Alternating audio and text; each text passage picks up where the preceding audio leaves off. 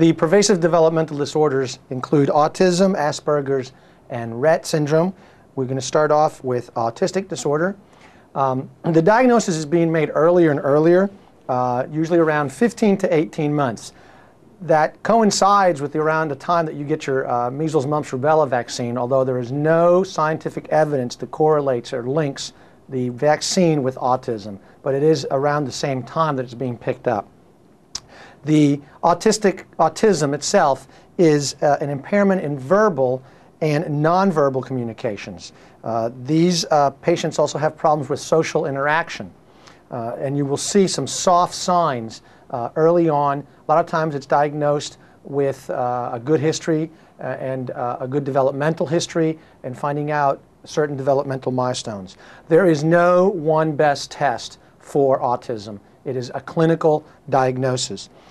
It is more common in boys.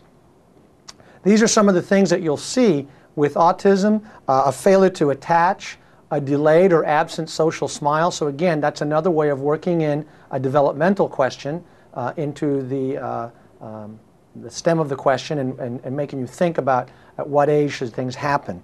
Also a failure to anticipate interaction. For example, when the caretaker is reaching over to pick up a baby to get the baby out of the crib, many times the baby will notice that and will extend his or her arms in anticipation of being picked up. Patients with autism really don't anticipate that and won't be raising their hands or arms for the caretaker.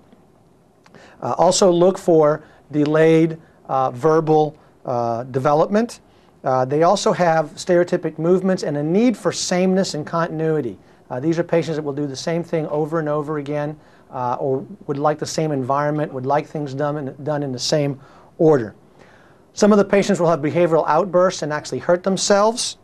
They like to play by themselves. That's another question that you need to ask, or that will be information given to you on the exam, is that the patient as a little child preferred to play by him or herself when other kids were around playing. This baby would be off in the corner somewhere playing by himself. Some patients with autism is felt to have mental retardation. It is sometimes difficult to diagnose that because it's hard to get them to cooperate for the exam. Here's a nice example. This is not just a normal child stacking the cans. This is a child that does this on a repetitive basis, doing this all the time, and that need for sameness. Asperger's syndrome.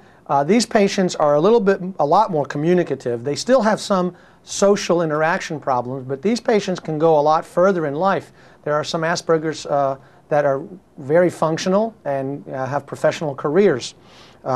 They do not have language impairments, but they still have some of those social impairments. They are still like the repetitive behaviors and have very obsessional interests, like to do certain things certain ways all the time, a little more difficult thinking outside of the box. Again, no specific test for this. It's a diagnosis that you make by exclusion and with a good history.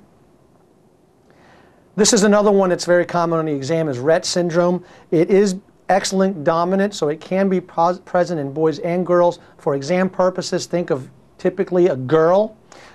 They will have normal development 1 or 2 years of age, and then they will start having developmental delays.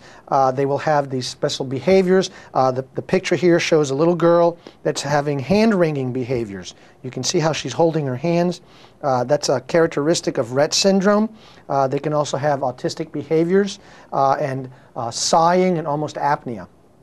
And they have an acquired microcephaly, so the head circumference is normal at birth, and once they hit certain milestones, they stop and the head doesn't grow as quickly. That's Rett syndrome. Think of girls, autistic, hand-wringing.